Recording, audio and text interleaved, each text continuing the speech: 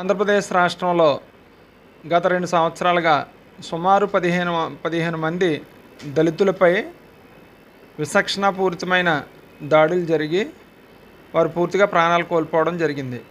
కానీ ఏ ఒక్కరికి కూడా ప్రభుత్వం ద్వారా రావాల్సినటువంటి ఎస్సీ ఎస్టీ అట్రాసిటీ బాధితులకు వర్తించే చట్టాలను వర్తింపచేయడం కానీ, వారికి నష్టపరిహారాన్ని ఇవ్వడం కానీ, ఆ కుటుంబ సభ్యుల్లో ఒకరికి ప్రభుత్వ ఉద్యోగాన్ని ఇప్పించడం కానీ, అలాగే వారికి వివిధ రకాల సంక్షేమ పథకాల్లో ప్రాధాన్యతనివ్వడం కానీ, ఇటువంటి అంశాల్లో రాష్ట్ర ప్రభుత్వం వెనకబడే ఉందని తెలియస్తూ ఉంది.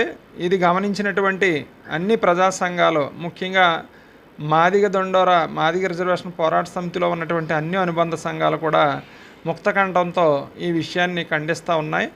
ఖచ్చితంగా ఈ రాష్ట్రంలో దళితులపై దాడులు ఆపాలి. ఎట్టి పరిస్థితుల్లో కూడా ఏ ఒక్క ప్రాణం కూడా పోకూడదు, అన్ని ప్రాణాలు కూడా విలువైనవి అని చెప్పి డిమాండ్ చేస్తూ ఏపీ ఎంఆర్పిఎస్ మరియు అనుబంధ సంఘాలే కాకుండా అన్ని మాదిగ సంఘాలు కూడా ఐక్యవేదికగా ఏర్పడి రాష్ట్ర ప్రభుత్వం డిమాండ్ చేస్తూ ఉన్నాం. మరి 40 రోజుల క్రితం కర్నూలు జిల్లాలో ఏపీ ఎంఆర్పిఎస్ రాష్ట్ర వర్కింగ్ ప్రెసిడెంట్గా ఉన్నటువంటి టిఎం రమేష్ అనే యువకుడిని, 35 సంవత్సరాల వయసు కలిగిన యువకుడిని విచక్షణాపూరితంగా ట్రాక్టర్తో గుద్దించి కత్తులతో దాడి చేసి మరి అతను హత్యకి గురి కాపడి మరణించడం జరిగింది. ఈ అంశంపై రాష్ట్ర ప్రభుత్వాన్ని 40 రోజులుగా ప్రతిరోజు కూడా అనేక విడతల్లో ఉద్యమాలు చేస్తున్నప్పటికీ, అనేక దశల వారీగా ఉద్యమాన్ని చేస్తున్నప్పటికీ కూడా రాష్ట్ర ప్రభుత్వం నిమ్మక నీరెత్తినట్లు వ్యవహరిస్తూ ఉంది. ఒక టిఎం రమేష్ విషయంలోనే కాదు, దాదాపు 15 మంది ఈ ప్రభుత్వం వచ్చిన తర్వాత, మరి గతంలో ఈ ప్రభుత్వ పరిపాలనలో కానీ, వైఎస్ఆర్ పాలనలో కానీ, వైఎస్ఆర్ కాంగ్రెస్ పాలనలో కానీ, అలాగే మేము చాలామంది చనిపోయినప్పటికీ కూడా ఈ ప్రభుత్వం వచ్చాక మరి దాడులు తగ్గుతాయి. ఖచ్చితంగా దళితులంతా కూడా మహాకూటమికి మద్దతు ఇచ్చారు. ఖచ్చితంగా కూటమి ప్రభుత్వం దళితుల పక్షపాత ప్రభుత్వంగా ఉంటుందని భావించాం. కానీ అది ఎక్కడా కనిపిస్తలేదు.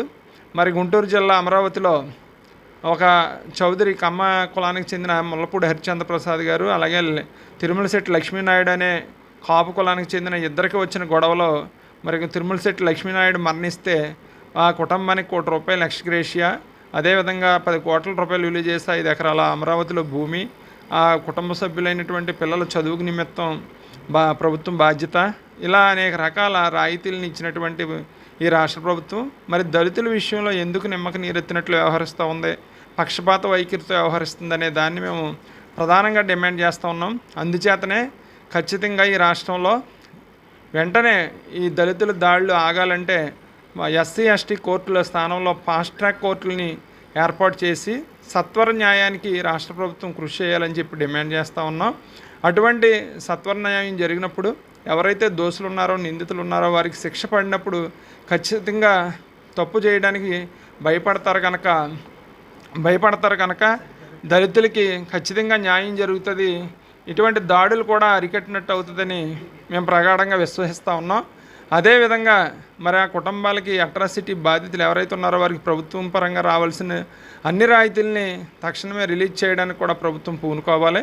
ఆ విధంగా ముందుకు సాగాలని చెప్పి మేము ప్రభుత్వాన్ని డిమాండ్ చేస్తూ ఉన్నాం. లేని పక్షంలో ఇప్పటి వరకు ఏ విధంగా అయితే దశల వారీగా ఉద్యమం జరుగుతుందో ఖచ్చితంగా ఏప్రిల్ నెలాఖరుకి రాష్ట్రంలో ఉన్న అన్ని దళిత సంఘాలు కూడా ముక్తకంఠంతో ఐక్యంగా రాష్ట్ర ప్రభుత్వంపై తిరుగుబాటు జెండా ఎగరవేయడానికి కూడా కార్యాచరణ ప్రణాళిక రూపొందించబడుతుంది. అందులో భాగంగానే రాష్ట్ర అధ్యక్షులు దాసరి సువర్ణరాజు గారు రాష్ట్ర పర్యటనలో భాగంగా ఈరోజు తూర్పుగోదావరి జిల్లాకు రావడం జరిగింది. అందుకే పాత్రికేయ మిత్రులు, ఎలక్ట్రానిక్ మీడియా సోదరుల సమావేశం, అలాగే మా జిల్లా ముఖ్య నాయకులతో కూడా సమావేశం ఏర్పాటు చేసుకోవడం జరిగిందని తెలియజేస్తూ ఉన్నాం. ఈ సమావేశంలో నేను ముందుర్తి సుబ్బారావు, మాదిగ ఉద్యోగుల ఫెడరేషన్ ఆంధ్రప్రదేశ్, అదేవిధంగా తూర్పుగోదావరి జిల్లా ఇంజస్ కోడ్ కిషోర్ కుమార్, అలాగే రాజనగరం నియోజకవర్గ ఇన్ఛార్జ్ దొల్ల వీర్రాజు గారు, జిల్లా ఏపీఎంఆర్పిఎస్ యువజన నాయకుడు పైడిమల్ల అరుణ్ కుమార్, పల్నాడు జిల్లా అధ్యక్షులు తలారి నాని, అలాగే రాష్ట్ర అధ్యక్షులు దాసరి సువర్ణరాజు, అలాగే రాష్ట్ర యువజన విభాగం నాయకుడు ఎం అశోక్ తదితరులు పాల్గొన్నారు. అందరికి కూడా ఉద్యమ నమస్కారాలు తెలియజేస్తున్నాం.